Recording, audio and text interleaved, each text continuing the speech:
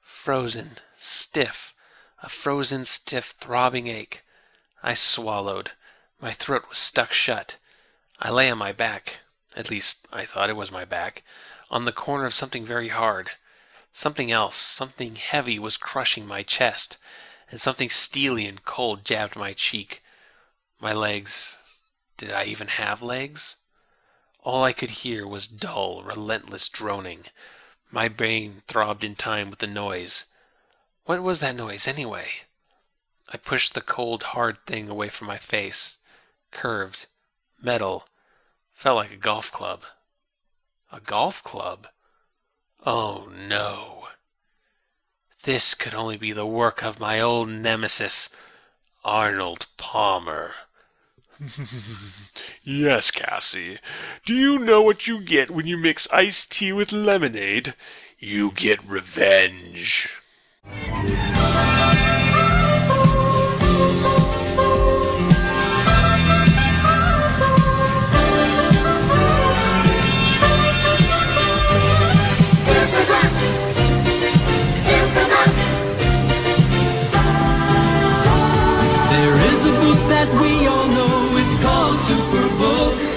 It shows us all the places that we want to go and look. Superbook!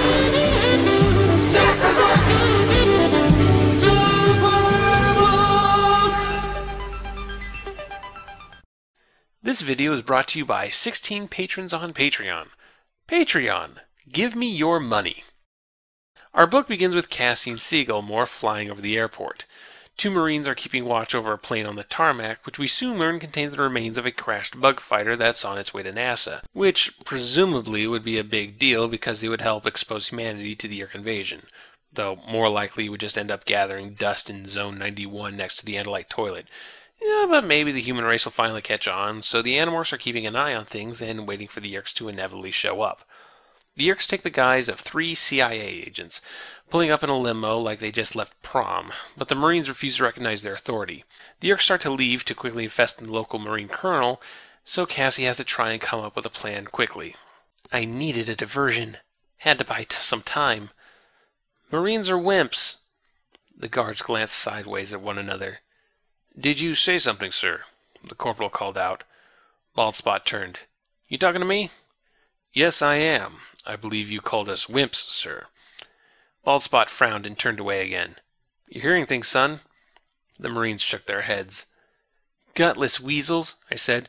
They act tough standing around an airport, but they'd run at the first sign of trouble. The Marines rolled their eyes. If the Pentagon wanted real men, they'd have called the Air Force. That got them. I could see the muscles on their faces knotting up. The corporal clenched and unclenched his fists. Suits, he muttered. Too bad I can't leave my post. The other Marine, the one with only one stripe, shrugged. Ignore them. Great. Marines with self-control. Damn it, I was totally banking on these Marines being violent psychopaths. So Cassie goes with Plan B, which is to poop on one of the controllers' heads. Hey, Grandma, what did you do during the Great Alien War of the 1990s? Well, one time I defecated on a man. That was a tide-turner. This causes the controller to draw his gun and try to shoot her, which gets the Marines' attention. When they tell the CIA guys to stand down, it devolves into a firefight.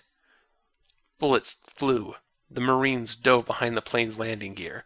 The controllers dropped back behind their car. Okay, think, Cassie. You have to get them to stop shooting. You've got to keep them from killing each other. Wait, huh? Wasn't the whole point of making the Marines think the CIA guys were insulting them was so that they'd get into a fight? I mean, Cassie, I'm glad you don't actually want people to die, but what exactly were you trying to accomplish if not this? What's the plan here? Now, Cassie is not the only one here. The Animorphs are spread out to cover the scene from different angles, but for some reason, none of them are talking to Cassie.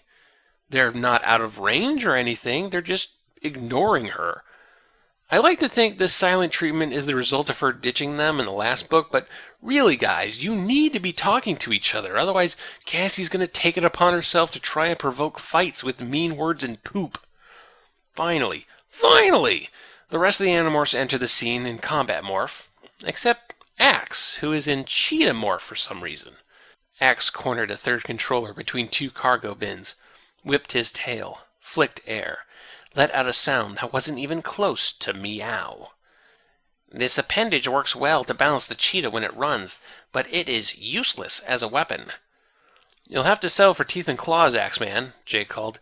Too many people. We don't need your blue-furred, four-eyed self on the cover of the National Enquirer. What? Do you want to expose the invasion or not? If you want to keep things hush-hush, then why do you care if the Yeerks get their hands on the bug fighter wreckage? If you want the human race to know about aliens, then why can't we have Axe running around as an Andalite? Why are we here? What are we doing? Why don't we have a plan? Why? Today's ghostwriter is Lisa Harkrader, occasionally credited as L.D. Harkrader.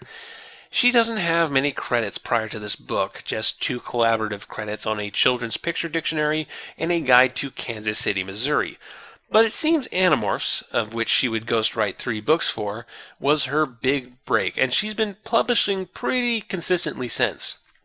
Her bibliography can be split into 3 categories. First, you have the little toddler books, which is about 1/3 fairy tale retellings and 2/3 Disney princess stories. I really hope Jasmine, A Story of Honesty, addresses how she nearly got her hand chopped off for stealing an apple. That's a good lesson for the kiddies to learn. Then there's the young adult novels. She actually took a 7-year break from doing YA after Animorphs, not really touching the genre again until 2008 with sports comedy Airball My Life in Briefs. After that, she did a vampire book called Nocturne and 2 books about a superhero named Bean Boy. I haven't read them, but they give off a serious Captain Underpants cash-in vibe. The third category, and the one probably most relevant to this book, is a sizable number of educational books on nature, history, and foreign culture for the now-defunct MyReportLinks.com series, which was pretty much a scam. Advertised as a guide for quick research, what these were books on certain subjects with just a vague amount of information on them, not enough to build a report on. However, each book came with a password for the MyReportLinks.com website, which granted you access to a list of links to other websites. So basically, either the student, the school, or the library were paying for a useless book and a list of links to free websites. A list of links that has ceased to exist as of last year, so now the books are 100% worthless. That sounds like something attached to a pyramid scheme, doesn't it? Dorling Kindersley would be all like, man, our sales plans were based around the Tupperware party model, and even we think that's tacky. But anyway, this meant that Lisa Harkrader was being paid to build up research materials, so she got to know how to research stuff, right? Well, we'll see how that pans out here in the so-called Australia book. The fight gets brutal, and Jake calls in the retreat. As the Animorphs make a beeline to the airport proper, Cassie gets shot in the wing and crashes underneath a baggage cart. She uses her expert control on morphing to change her wings into arms and talons into feet, but stops there to keep herself small and mobile and a living nightmare. This monstrosity gets into the cart and makes a dash for it, leading Yeerk-controlled police cars all over the tarmac before crashing into a parked jet plane. Cassie runs inside and morphs fly in the bathroom, but the Yeerks lock down the plane in record time, fill the bathroom door with bullet holes, and then shoot bug spray through the holes. I like this bit. It shows how prepared the Yeerks have gotten over the years, to the point where they all carry cans of Raid in case an Andalite turns into a bug. Cassie manages to escape through a bullet hole, but the bug spray does enough of a number on her that she lands in another baggage cart. She blacks out while in the middle of demorphing, and then wakes up all cold and stiff inside the cargo hold of a flying airplane. I was in the cargo hold of a plane, nearly frozen, dying of thirst and starving. Man, was I starving. Jetting off to... where? I checked the tag on the golf bag. SYD. Grabbed the suitcase next to it. SYD. Rummaged through the pile of bags. SYD. SYD. They all said SYD. SYD. What does that stand for? I mumbled. South something Dakota? Okay, a lot of people like to rag on Cassie for this bit, but in fairness, I probably wouldn't automatically know the airline abbreviation of Sydney, Australia when I was 16 either. Cassie is in serious need of some warmth and sustenance, but can't be bothered to go into the passenger area of the plane or nip some things from the luggage. Yeah, that'd be stealing, but I think snagging a guy's Mars bar and water bottle and feeling bad about it afterwards is better than being dead. But, I know, maybe she just read Jasmine, A Story of Honesty. Cassie putters around for a few pages, not really sure what to do with herself, when she suddenly realizes the plane engines have stopped, and yet the plane does not appear to be crashing. Then there's a flash of green light, and Cassie's legs go completely numb, the rest of her protected behind a crate. Because, you see, the Yeerks have a freeze ray. They have a technology that instantly paralyzes and knocks unconscious any unprotected living thing. In conjunction with tractor beam technology that holds the plane in midair, everyone on this plane besides Cassie are now completely helpless and unaware that anything is happening to them. The Yeerks have a fucking freeze ray. This is a game changer. I have to assume this technology just got out of testing, because if the Yeerks had had this from day one, the invasion of Earth would have been over in a week. Imagine it. They zap Air Force One, and you have the president and his staff nice and infested before lunch on the first day. Zap the White House, the Pentagon, go across the world and freeze ray all of the world leaders. Suddenly the invasion is on easy mode. The cargo hold is forced open. Force fields are keeping the plane from depressurizing, and two Hork-Bajir climb inside, but Cassie's ready for them in polar bear morph, knocking them both out of the plane at the same time. Sadly, Cassie isn't familiar enough with Harrison Ford one-liners to go, "Get off my plane." With the Yeerks temporarily out of the count, Cassie starts work on a luggage fort for some reason. And, by the way, we're on chapter 9. 9 chapters in, and we still haven't reached Australia. Weird.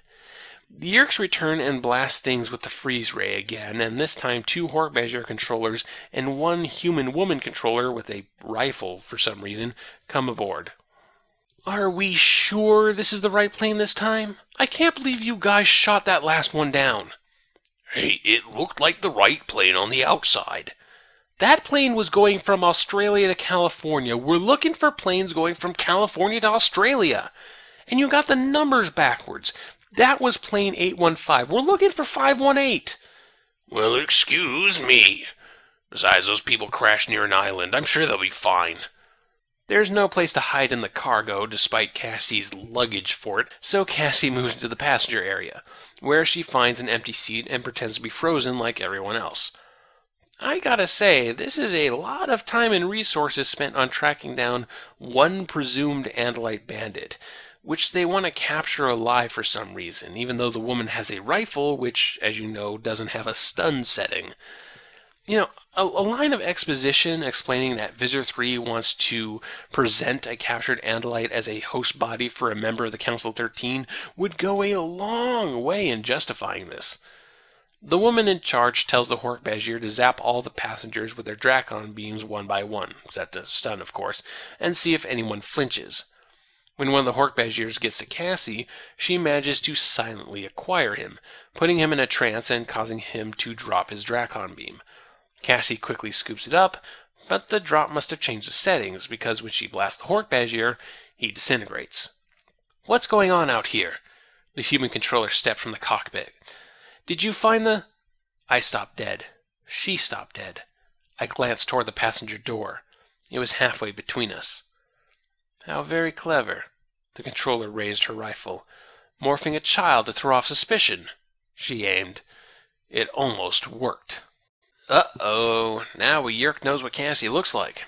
Either Cassie's gonna have to kill her like she did that cop in number 1 The Invasion, or turn her to the side of good like she did Aftran in number 19 The Departure. Or, you know, neither of these things, as nothing will come to this. You may also think this woman is being set up as the one-and-done main bad guy for this book, but nah, we'll never see or hear from her again once we get off this plane. Which is right now. Cassie rushes to the passenger door, opens it, and flings herself into the open sky, and now she's free! A free falling! This is, what, the fourth time Cassie's fallen from midair like this? A bug fighter gives chase. I pulled my hands together above my head, gripped the weapon, and aimed. Tsew! The windshield shattered. The taxon burst like a melon, spewing its guts across the sky. A bug fighter spiraled out of control, a flaming missile spinning towards Earth. Ka-ploosh! It exploded. The blast ripped the Dracon beam from my fingers and knocked me upward and back in a shower of glass and metal. Psh, sure, Cassie the action hero, whatever. This is the kind of silly shenanigans you expect from a Saints Row game, not a Cassie-narrated Animorphs book. Well, Cassie manages to morph Osprey in time and lands on the hot, red soil of Australia. Hey, we're finally here! And it only took 12 chapters. We are halfway through the Australia book and are only now in Australia. Yippee!